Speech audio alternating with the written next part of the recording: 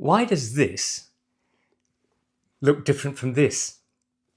The answer is the last thing on your mind.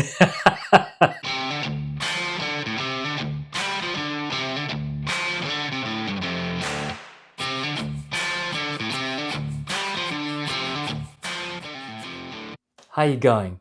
Welcome back to Bootlosophy, and if you're new, my name is Tech. I'm filming on Wadjet country here in Western Australia. In this video, I'm going to explore the backbone of shoe or boot making, the last. What is a last? Now, this is a shoe last. This is a vintage one that I picked up from a junk store. It is the 3D shaped mold in the shape of a foot, but also carved and molded in the shape of what the design of the boot will ultimately look like when it's actually finished. It defines the final shape of the finished article, whether it has a round Munson-like toe box, for example, or a pointy kind of chiseled toe, or maybe even a curved almond toe shape. It defines if the boot sits low or rises to a high heel. It defines how the boot will have a volume in the instep and what it does to wrap around your ankle. A specific last even defines what size boot will be made, what width, how much volume, and whether the fit is snug or roomy. Now, this one is obviously carved from wood, but today lasts can be made from wood, plastic, or even metal. How did they come about, though? The earliest recorded last came from Middle Ages England, where they were used to wrap leathers around almost like a moccasin construction shoe. I imagine that before that, maybe people made their own shoes by wrapping leather around their own actual feet and then stitching them up around their feet to get to that shape. I guess as time went on, people specialized, and rather than making their own shoes, people specialized to make shoes for others. And so they needed a last that they could use over and over rather than use the individual's feet. During the Middle Ages, there were no left and right-footed lasts. They had one last for both feet. The modern left-right lasts didn't come into being until the 19th century. Different lasts have different shapes, and ultimately, you end up with different looking and fitting boots. In designing your last, you can decide if you're making slim, dressy boots or like wider work boots. If you take a look at the Parkhurst Richmond Raised Reverse Mohawk, this is the original number 18 last. Now, if you take out the current Allen boots in the 618 last, I think you can see a design similarity, but even one manufacturer, Parkhurst, can produce different looking boots using different lasts. The 18 has a much pointier almond toe, while the 618 has a rounder almond toe. And the shape of the 618 combination last, where the ball of the foot is much wider than the heel and waist, is apparent at first glance.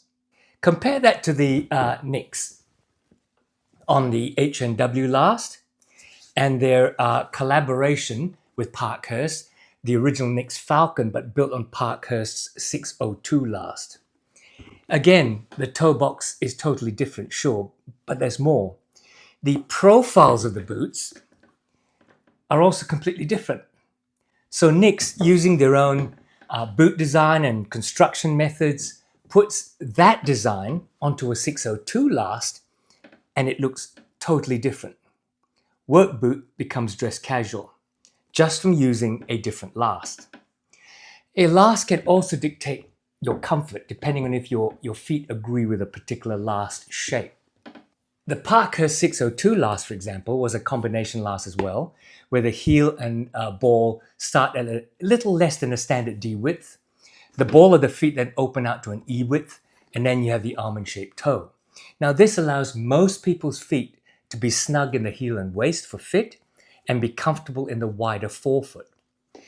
On the other hand, R.M. Williams, their Comfort Chelsea boot last, is actually a very slim last and originally designed for horse riding, and then adapt it to a kind of sleek boardroom boot. This is not for everyone, and for your comfort, you may prefer the last used to make this Goral Buxton boot with a generous round toe box, a high volume profile, and a spring toe. By extension, it also defines work boot look versus dressy look. Our brains translate a slim boot as dressy and a wider round toe boot as not dressy. And of course, a last determines the size and volume, and by definition, whether you need a true to size boot or you need to go a half down. And because each specific last is of a specific size, I'll talk a bit later about the consequences for a small boot brand. Each bootmaker can design their own lasts, but you can also buy standard commercial lasts. For example, the 55 last is used by most of the Pacific Northwest bootmakers, but the H&W last, as an example, is used only by Nicks. Alternately, the Munson last is also used or adapted by many bootmakers. The Barry last is also a commonly used last amongst a number of brands, and as we have seen, lasts owned by one maker can be licensed to another, as in the Nicks Parkhurst collaboration, and the Alden Barry last being used by Whites in their MP boots. If some of these last designs are owned by someone, then everyone using it must have some sort of licensing or purchasing agreement with them. Otherwise, the bootmaker has to design their own last. This starts with drawing a boot design, considering trends, the function you want the boot for, comfort, and specific details such as arch support and toe box volume. Then a last is actually sketched out and modeled into a 3D prototype. Nowadays, this is done quite quickly using CAD software and 3D printing. Once tested by making a boot on the prototype, it's then adjusted and then graded into different sizes and widths. Then, molds are made of each last as blanks from which production can start.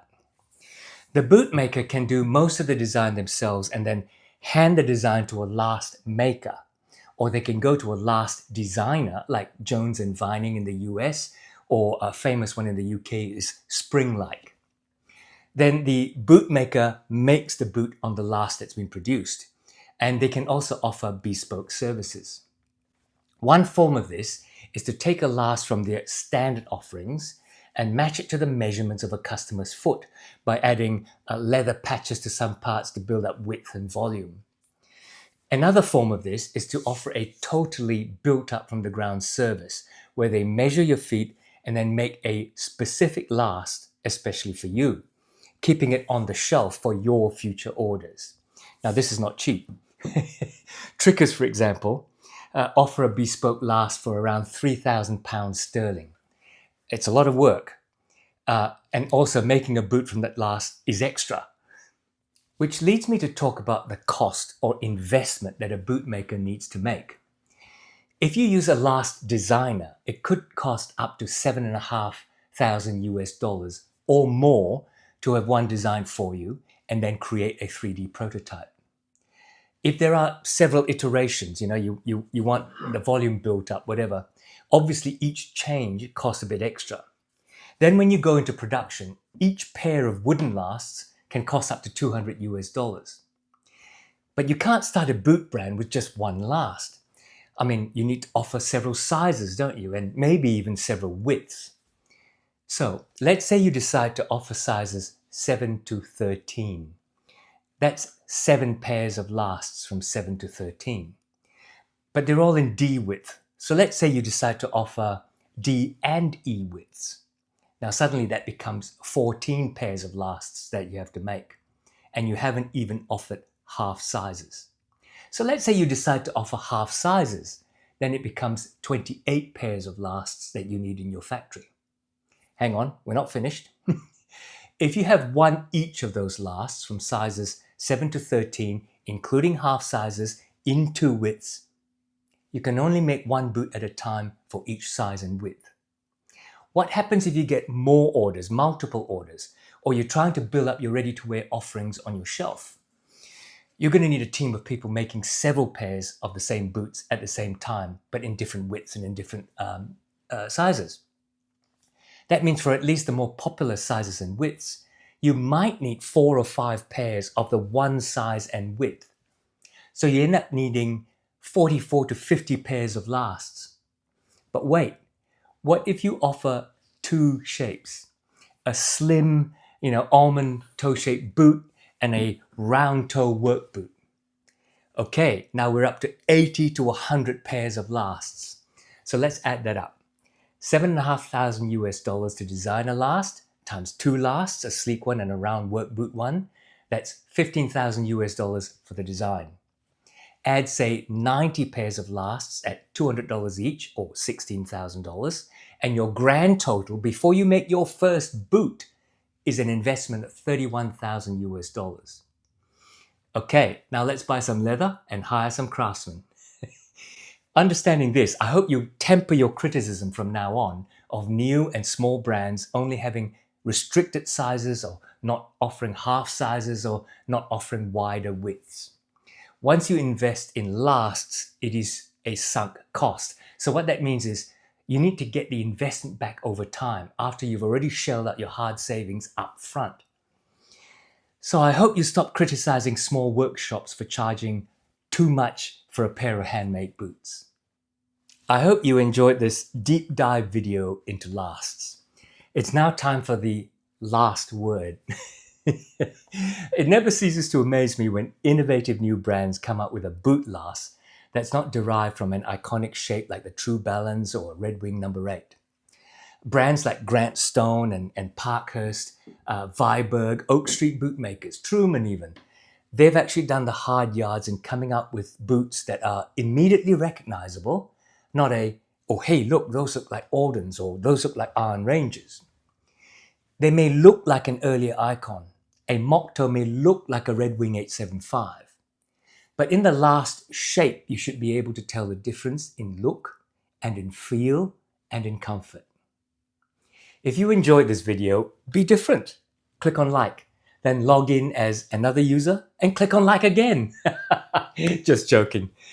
Click on like, please, and subscribe, and take care of yourself out there. And I'll see you again soon.